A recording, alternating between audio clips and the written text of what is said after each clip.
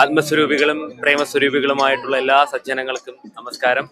ഏകദേശം 270 വർഷത്തിൽ പരം കഴിഞ്ഞിട്ടാണ് കേരളത്തിന്റെ ഒരു ആധ്യാത്മിക സംസ്കാരം, അല്ലെങ്കിൽ ഭാരതത്തിന്റെ ഒരു ആധ്യാത്മിക സംസ്കാരം നമ്മുടെ മുഴുവൻ നിളയുടെ നദീതീരത്തുകളിലേക്ക് ഇവിടെ എത്തപ്പെട്ടത്.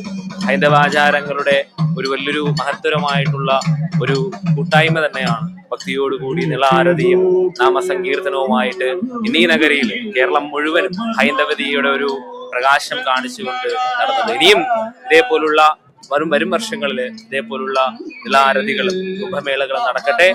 ഈ മേളയുടെ ഏറ്റവും വലിയ വിജയം എന്ന് പറഞ്ഞാൽ ഇവിടുത്തെ സംഘാടകരും ഭക്തജനങ്ങളും ഇവിടെ എത്തിച്ചേർന്ന ആദരണീയനായ സ്വാമിമാർ തന്നെയാണ്.